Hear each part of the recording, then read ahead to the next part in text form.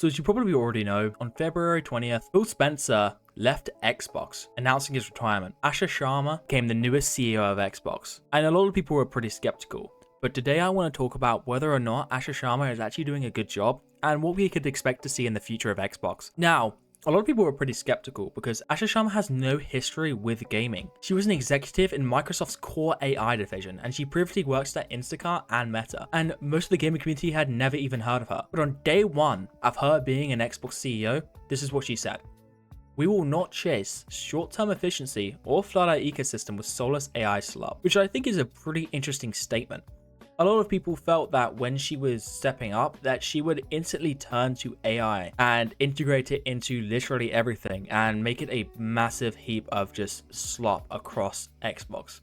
But she seemed to be doing the opposite, and the biggest thing she's actually doing comes with prices. Now, Xbox Game Pass, when it came out in 2019 and till 2023, it was $14.99 a month. Now, in August 2023, it raised to $16.99, which is a $2 difference. And Ultimate then raised once again in July of 2024 to $19.99, $3 increase. So over just 5 years, it had already increased by £5. Then, the next year, it increased by $10, which was a 50% hike. And it was justified as the cost of including Call of Duty Day 1. And it got a lot of backlash. Now, in April 2026, Sharma reduced that price by $7.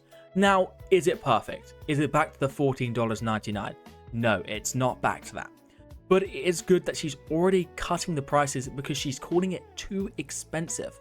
But as a caveat, COD is now removed from day one, which, isn't too good. And for PC Game Pass players, it's $13.99 from $16.49. The facts are, Game Pass is still 53% more expensive than it was just 3 years ago, but she did try and take some of the stress off the back of some players who can't afford the massive price hike. And hopefully, she'll be able to reduce that price even more, but it's unsure if you can. Another really important thing that she's done is build your own Game Pass, which is pretty interesting. It's reported that it's going to be a pick your own plan feature, a modular subscription where you can only pay for what you are actually going to use. What she said is, long term, we will evolve Game Pass into a more flexible system, which will take time to test and learn around. Now, a lot of Microsoft backend APIs have suggested active development in codenames such as Duet and Triton, which is reported to allow players to strip out features that they don't use, such as cloud gaming or Fortnite Crew or EA Play, and add services they do actually use. Certain subscriptions such as Minecraft Realms and apparently maybe even Netflix, but it is still skeptical, and none of this is absolutely 100% confirmed, so don't take this with 100% certainty. Now, in practice, what I could guess what it might look like is sort of when you sign up for it, you sort of get a list of features you want, and maybe you set the game library, and that could be a base rate of like $10, and you can select maybe like a day one title or cloud gaming or EA or Discord or Netflix or whatever bundle they decide to include, and that increases your total from whatever you pick. So if you pick all of them, it's going to be like the $23 one, but you could potentially reduce that price to what the base rate used to be when Xbox did come out, which is a really good feature that she's adding. I mean, a lot of subscribers for Xbox were probably going to cancel because of the price hikes, and they were a massive increase. I mean, double almost what it was before. And it is just the beginning. And if you're enjoying this video so far and you think Xbox needs some real big changes, then comment down below what you think those are and subscribe so we can get this channel to 1,000. My goal is to hit that by the end of the year, and I would be absolutely thrilled if you were able to help me.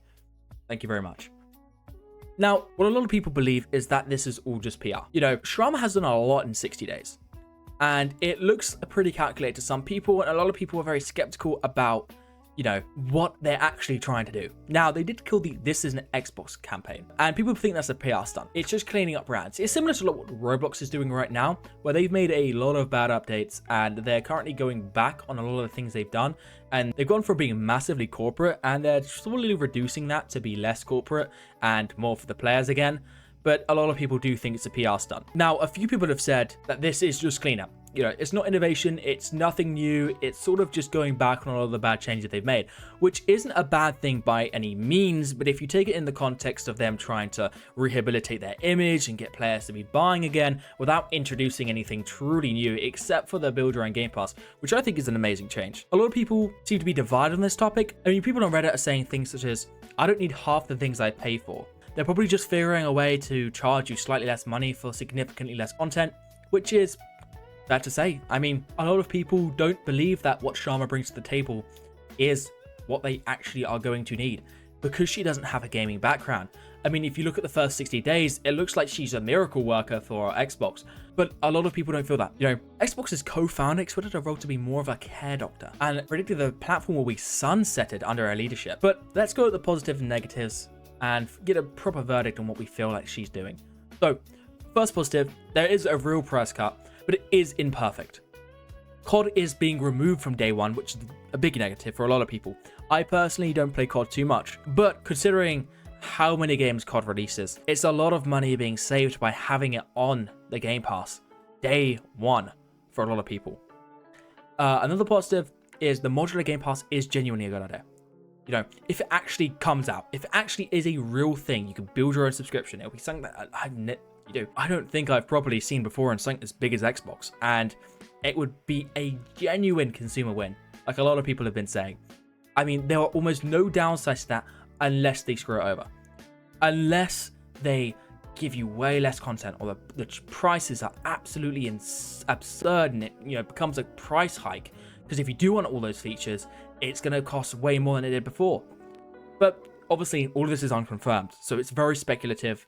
You know, can't just slap that on our record. Another positive is that she killed campaigns pretty fast. This is an Xbox or Microsoft Gaming. You know, they changed Microsoft Gaming back to Xbox and, you know, reduced a lot of this corporate, mess that Xbox was dealing with.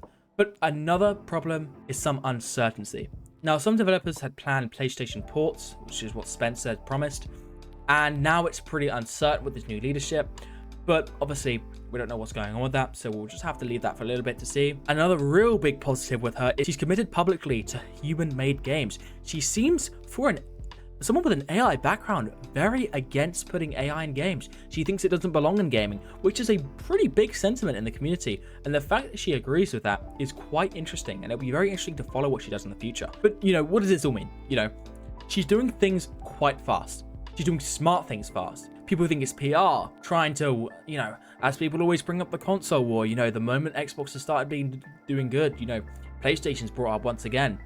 It's very interesting to see how many wins she's giving Xbox in such a short amount of time, but can she keep it up? That's the big question. If she can keep this up throughout the whole year or even the next year and keep bringing feature after feature after feature that just improves Xbox, I mean, you get to the point where you really question what's the difference in value between PlayStation and Xbox once again.